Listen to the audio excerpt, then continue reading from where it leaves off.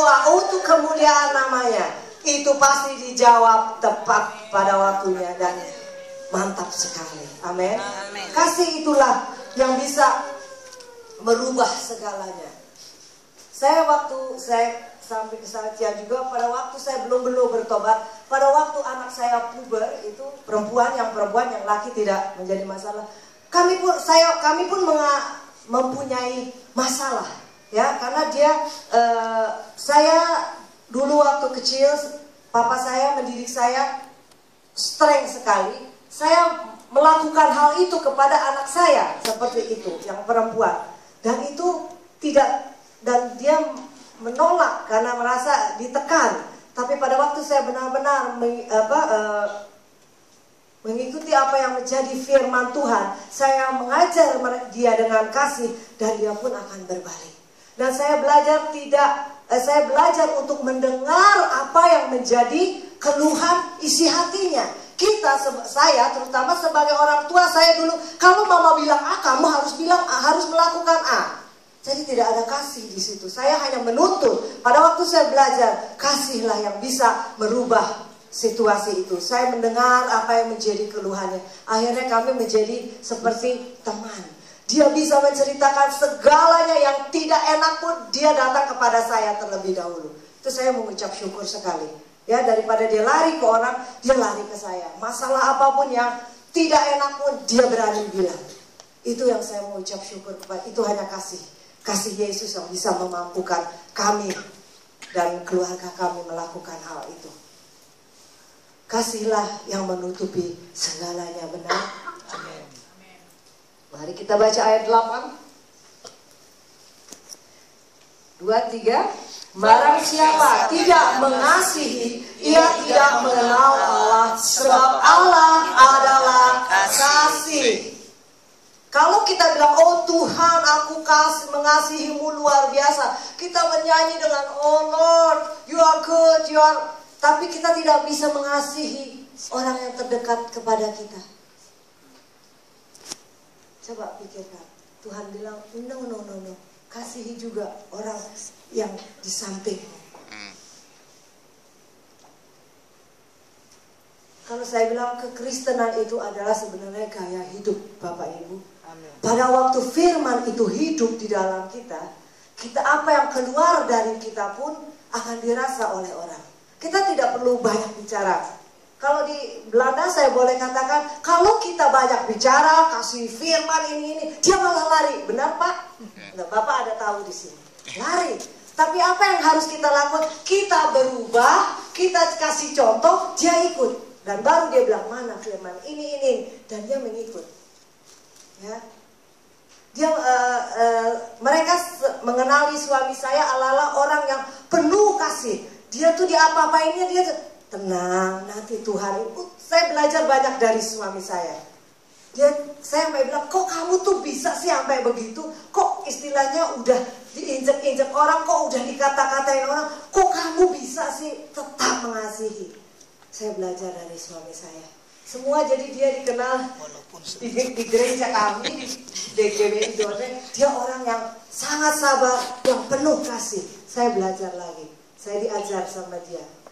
Itulah, kalau kita ada hubungan, terutama dengan Tuhan, hubungan kita dipulihkan, kita bisa menerima hal-hal seperti itu. Pada waktu dia menegur saya bilang, oh ya. Pada waktu saya menegur dia akan menerima juga. Karena itu semua kasihnya. Amin. Saya tidak, walaupun saya masih tetap ingat apa kejadian yang berapa puluh tahun yang lalu itu teringat, tapi saya tidak ada rasa benci. Saya tidak ada rasa mau marah. Saya tidak ada rasa dendam. Itu saya juga bilang, Lord, ini Tuhan, ini nggak mungkin kalau dari saya. Saya bisa detail masih ingat loh, Bapak Ibu, kejadiannya itu semua detail saya ingat. Tapi saya kalau membicarakan hal itu, Tuhan sudah tidak taruh lagi rasa dendam saya itu. Puji Tuhan, karena kasihnya. Dan yang pada waktu Tuhan berkata, kasihilah orang yang menyakitimu, engkau harus buka hati. Itu kuncinya. Open your heart. Buka, menyerah. Tuhan ini. Inilah aku dengan kelebihan dan kekurangan aku. kasihlah yang menutupi segalanya. Karena kasih kita boleh ada di tempat ini. Amin. Amin. Ayat 9, 2, 3. Dalam hal inilah kasih Allah dinyatakan di tengah-tengah kita, yaitu bahwa Allah telah mengutus anaknya yang tunggal ke dalam dunia supaya kita hidup olehnya. Janjinya luar biasa tuh. Untuk hidup, kita belajar mengasihi. Untuk apa? Itu bukan kepentingan Tuhan, untuk kepentingan kita. Itu hanya untuk kepentingan kita, karena Tuhan kita mempunyai rencana yang indah buat setiap anak-anaknya. Pada waktu Bapak Ibu menerima Yesus sebagai Tuhan dan Juru Selamatnya, dan kita berkata, yes, aku mau Engkau tinggal di dalamku, Roh Kudus pun tinggal di dalam kita. Roh kita diperbaharui. Sekarang masalahnya kita harus merubah cara berpikir kita. Ini kita selama kita masih hidup ini, itu yang harus kita lakukan. Cara berpikir kita harus dirubah. Kita selalu bilang kan, change your mind. Itu harus mau. Pada waktu kita mau merubah cara berpikir kita, yang dulu kita senengnya ngeliatin orang negatif aja, belajar untuk melihat kebaikan dan kelebihan orang lain. Firman Tuhan katakan, biarlah lihat orang lebih berharga daripada kita sendiri. Coba, itu pun sampai detik itu menjadi ayat yang buat saya yang mengajar saya sampai dekat ini. Kalau saya mulai berpikir yang saya ingat itu lagi. Oh, Tuhan bilang orang lain lebih berharga daripada engkau. Saya langsung oh ya. Jadi kita tidak lagi melihat kekurangan orang lain. Itu salah satunya yang harus kita lakukan. Gaya hidup kita. Karena di 1 Korintus 3 ayat 7 kalau tidak salah dia katakan bahwa kita ini adalah open brief, surat yang terbuka. Surat yang terbuka. Berarti apa kalau surat yang terbuka? Orang itu bisa baca. Sekarang kalau kita bilang kita Kristen, tapi kelakuan kita tidak sesuai dengan firman-Nya, bagaimana kita boleh orang lain bisa bertobat karena kita? Benar? Kalau kita bilang saya Kristen, saya ngomel terus, mau pernah aja marah-marah terus, gak mungkin orang bilang, saya mau ikut ini Karena di kitanya tidak ada contoh. Kita selalu bilang kita ini adalah surat terbuka. Amin. Pada waktu kasih itu sudah ada di dalam kita, oh itu mancar, kita nggak usah banyak ngomong, orang akan melihat dan mengikut. Amin. Amin. Ayat 10, 2, 3. Inilah kasih itu, bukan kita yang telah mengasihi Allah, tetapi Allah yang telah mengasihi kita, dan yang telah mengutus anaknya sebagai pendamaian bagi dosa-dosa kita. Amin. Tidak ada lagi kasih yang seperti Yesus. Kasih agape yang dia telah berikan kepada kita. Pada waktu dia mati di kayu salib, hanya untuk apa? Menebus dosa-dosa kita. Pada waktu kita belum ada, Tuhan sudah menebus dosa kita di kayu salib. Sekarang apa yang kita bisa berikan? Mempermuliakan dan meninggikan namanya. Menjadi surat yang terbuka. Amin. Untuk orang bisa melihat, oh kok ada perubahan di dalam bapak atau ibu ini. Saya mau ikut. Amin. Itu. Zaman ini, akhir-akhir ini bukan bertambah baik, ya, bertambah jahat. Tapi kita percaya pada waktu kasih itu kita terapkan di dalam kehidupan kita, kita bangkitkan. Saya sangat percaya terjadi mujizat, terjadi pemulihan. Akhir-akhir ini yang saya terutama di Belanda yang diserang itu anak-anak Tuhan, ya. Mereka datang kepada kami, tidak lain dia bilang apa? Saya sudah tidak mau lagi dengan istri saya mau cerai bilangnya. Banyak itu nggak 1-2 yang kami harus layani. Saya tidak tahu di sini masalahnya, tapi di sana itu yang diserang. Mereka justru anak-anak Tuhan yang puluhan tahun sudah melayani dan sudah kalau saya bilang malah dia lebih lama dari saya bertobatnya, tapi dia yang diserang. Tapi puji Tuhan, kami hanya bisa menasehatkan sehingga tidak terjadi hal itu. Tapi itulah salah satu yang diserang. Banyak, bukan di gereja kami aja, di gereja-gereja yang lain. Tapi saya harap tidak terjadi di gereja Tuhan di Indonesia ini. Ya, oleh karena itu kita harus waspada. Kita harus lebih fokus lagi kepada apa yang Tuhan inginkan dalam kehidupan kita ini. Amin. Amin.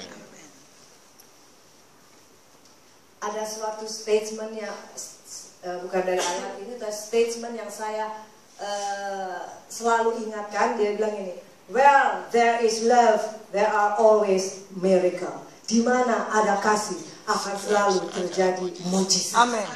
Saya bilang, where there is love. Oleh karena itu, kasih itu harus kita bangkitkan lagi, sehingga mujizat itu bisa terjadi di dalam kehidupan kita. Jangan salahkan Tuhan kalau kita tidak diangkat karena kita tidak mau dibentuk. Benar? Pada waktu kita bilang, yes sir, saya mau dibentuk Tuhan, tapi tolong saya mau meninggalkan apa yang tidak baik di belakang saya. Tapi Tuhan, PP, saya sangat percaya Tuhan akan membangkitkan kita.